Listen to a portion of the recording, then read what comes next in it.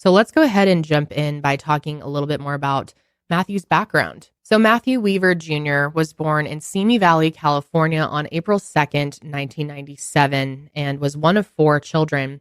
Now, when Matthew was only 4 years old, his mom sadly abandoned him and his sister Colleen, which is just terrible. And his father luckily stepped up to the plate, Matthew Weaver Sr., and he raised both of them as a single dad. And by the time that Matthew turned 2.5, his father had met and remarried a woman named Brooke Tipton. Now, Brooke treated Matthew and his sister as if they were, her own children. And Brooke and Matthew Sr. ended up having two more children together as well, a boy and a girl. And Matthew absolutely adored his siblings, loved being a big brother. And, their family was unique and felt very special to him, especially coming from such a rough start to life. So they were starting to feel concerned that maybe he was kind of in with the wrong crowd and it was affecting him negatively in life. And then on the evening of August 9th, 2018, 21-year-old Matthew drove to visit his dad and pick up his paycheck, which was about $500.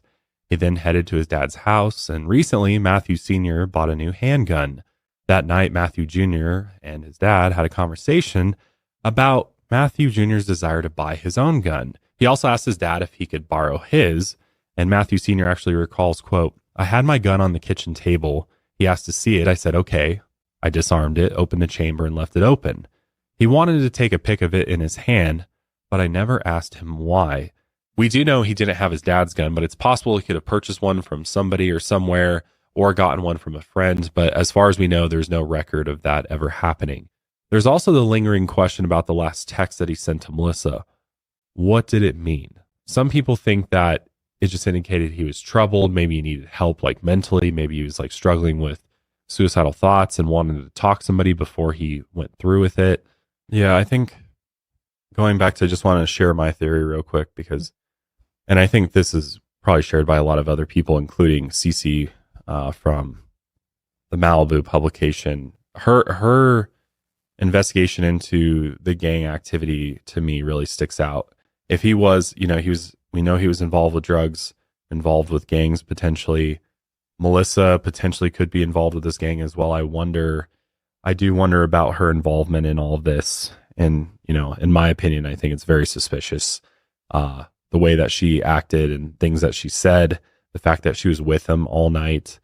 And, we don't even know what transpired all night. To be in a car talking all night long, that's a long period of time.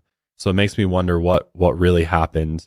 How did Matthew's car actually get there? Was he the one driving, or was it somebody else? Was he actually murdered at some other point and driven out there by somebody? That's a possibility as well. Yeah. Or he went out there to meet somebody as a part of this, you're lured out there by somebody involved with this gang, or, somebody he had connections with in the drug world. That to me seems like the most likely activity. I really believe that he was lured out to this location for some reason, or he was already deceased by the time he got out there, and his car was just ditched there and staged. It looked like kind of a staged scene. I will say though that I know he had brought up the idea of his text messages possibly being sent by someone else to look like he sent them, but I don't know. They seem to me like he wrote them. Obviously that's a possibility, but I think if you were to stage something like that, they would be different. I don't know. They just don't strike me as staged text messages, but. And maybe they're not, I'm not an staged expert. Text messages. Maybe he was actually out there and he was out there to meet somebody, and then I think that's the most guys get out with guns and he realizes things are going south, and he quickly firing off messages. But why would he send them to Melissa?